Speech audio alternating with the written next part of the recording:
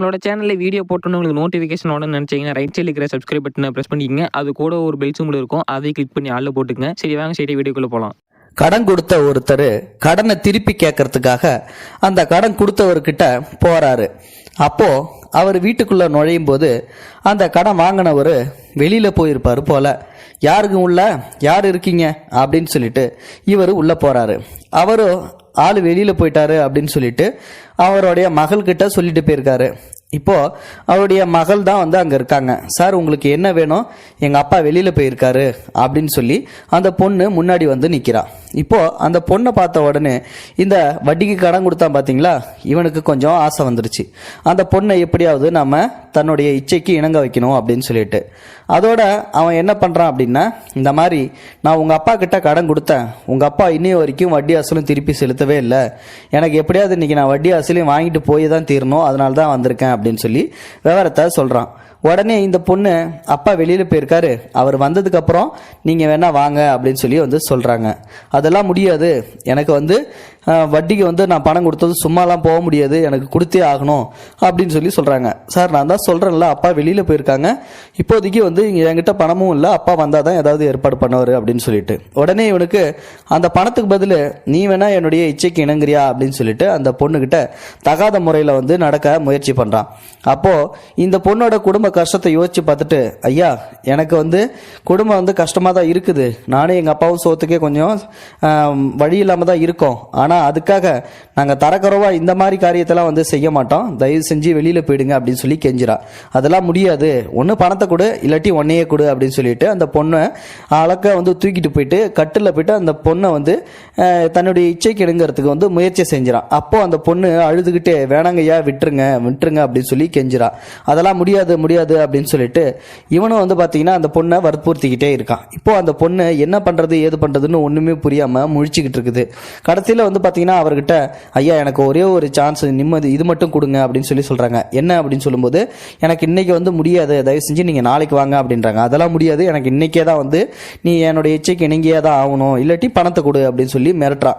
அப்போ வந்து பாத்தீங்கன்னா அந்த பொண்ணு ஐயா இன்னைக்கு நான் வந்து தலை குளிச்சிருக்கேன், அதாவது வந்து பீரியட்ஸ்ல நான் இருக்கேன், இன்னும் 3 நாள் கழிச்சு வந்து நீங்க வந்து வேணா பாத்துக்கோங்க அப்படின்னு சொல்லி சொல்றா. நாளைக்குன்னு சொன்னா இப்ப என்னடா 3 நாளுங்கிற, ஐயா நான் வந்து பொய்யெல்லாம் ஒன்றும் சொல்லல, நாளையோட வந்து அந்த 3 நாள் முடியுது, அதனாலதான் வந்து நான் 3 நாள்னு சொல்லி சொன்னேன், அதனால நாளைக்கு நீங்க வேணா வாங்க அப்படின்னு சொல்லி வந்து சொல்றாங்க. சரி அப்படின்னு சொல்லிட்டு இவனும் வந்து பாத்தீங்கன்னா நாளைக்கு நான் கண்டிப்பா வருவேன், உனக்கு 3 நாள் முடியுது நாளையோட, அதனால நிச்சயமா வந்து நான் வருவேன் அப்படின்னு சொல்லிட்டு அந்த பொண்ணுகிட்ட மிரட்டிட்டு வந்து அங்க இருந்து போறான். சரின்னு சொல்லிட்டு அடுத்து வந்து பாத்தீங்கன்னா அந்த பொண்ணு இவனுக்காக விருந்து சாப்பாடு எல்லாத்தையும் வந்து ரெடி பண்ணி வச்சிருக்காங்க, ஒரு 16 வகையான விருந்து சாப்பாடு. இப்போ இவனோட அந்த பொண்ணோட அப்பா வந்து வீட்டுல இல்ல, நாளைக்கு இந்த ஆள் வரான்னு சொல்லி தெரிஞ்சிருக்கு இல்லையா அப்படின்னு சொல்லிட்டு அதனால வந்து பாத்தீங்கன்னா அந்த பொண்ணு ஒரு ஐடியா பண்ணி தன்னுடைய அப்பனை வெளியில அமுச்சு விட்டுறது. இவனும் வந்து பாத்தீங்கன்னா கரெக்டா நேரம் பார்த்து உள்ள நுழையிறான். 16 வகையான விருந்து சாப்பாடு. உடனே அந்த சாப்பாடை சாப்பிட்டுட்டு அதுக்கப்புறம் 2 பேரும் சந்தோஷமா இருக்கலாம் அப்படின்னு சொல்லிட்டு அந்த பொண்ணு சொல்லுது. உடனே இவன் வந்து அதுக்கெல்லாம் எனக்கு டைம் இல்லை, எனக்கு இப்பவே வந்து நடந்தாகணும் அப்படின்னு சொல்லிட்டு அந்த பொண்ணு கிட்ட முயற்சி செய்யறான் தகாத முறையில. உடனே வந்து அவசரப்படாதீங்க, நீங்க எப்பயுமே வந்து இப்படிதான் அவசரப்படுறீங்க, உங்களுக்காக தான் சமைச்சு வச்சிருக்கேன், நீங்க வேணா இதை சாப்பிட்டுட்டு 2 பேரும் அதுக்கப்புறம் வந்து சந்தோஷமா இருக்கலாம் அப்படின்னு சொல்லி அந்த பொண்ணு சொல்றாங்க. சரின்னு சொல்லிட்டு இவனும் அடுத்து என்ன பண்றான், அந்த சாப்பாடை போய் சாப்பிட்றான். அதுக்கப்புறம் வந்து பாத்தீங்கன்னா சாப்பிட்டு முடிச்சிடறான். முடிச்சுட்டு கை கழுவிட்டு சாப்பிட்டுட்டு இப்போ வந்து என்ன சொல்ற, சாப்பிட்டு முடிச்சாச்சு அப்படின்னு சொல்லிட்டு அந்த பொண்ணுகிட்ட இப்ப கேட்கறான். அப்போ வந்து பாத்தீங்கன்னா மறுபடியும் வந்து பாத்தீங்கன்னா கொஞ்சம் ஒரு 5 நிமிஷம் பொறுங்க அப்படின்னு சொல்லி சொல்றாங்க.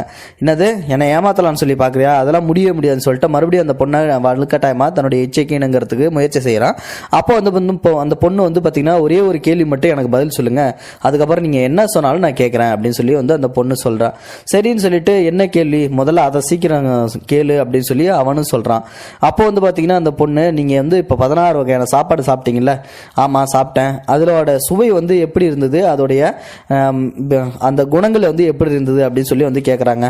16 வகையான சாப்பாடு வந்து எனக்கு ஒன்றும் பெருசா டிஃப்ரெண்ட் தெரியல, ஆனா அதோட சுவை வந்து ஒரே மாதிரி தான் இருந்தது அப்படின்னு சொல்லிட்டு வந்து சொல்றான். அதே மாதிரி தாங்க நாங்களும் பெண்களும் எல்லாரும் மாதிரியே வந்து நாங்களும் பெண்கள் தான், எங்களுக்கு மட்டும் ஒன்றும் வித்தியாசமாக வந்து எதுவும் இல்லை, நாங்களும் வந்து ஒரு சராசரி பெண்கள் தான், உங்களுடைய வீட்டில் இருக்கிற அந்த பெண்கள் மாதிரியே எங்களையும் நீங்கள் நினைக்க வேண்டியது தானே, ஏன் எங்களை மட்டும் தப்பான கண்ணத்தில் வந்து பார்க்குறீங்க, இதுவே உங்கள் மனைவியோ இல்லை உங்கள் தங்கச்சியோ உங்கள் அம்மாவோ இதே என் நிலமையில வந்து இருந்திருந்தா நீங்கள் இப்படி தான் வந்து முயற்சி செஞ்சுருப்பீங்களா அப்படின்னு சொல்லிட்டு அந்த உங்கள் அம்மா உங்கள் தங்கச்சி உங்கள் மனைவி அது மாதிரி தாங்க நானும் ஒரு பொண்ணு அப்படின்னு சொல்லி அந்த கடன் கொடுத்தவன்ட்ட வந்து அந்த பொண்ணு எடுத்து சொல்லுது. அந்த பொண்ணு சொல்ல சொல்ல இவனுக்கு வந்து பார்த்தீங்கன்னா கண்ணீர் தார தாரையாக கொட்ட ஆரம்பிச்சிடுது.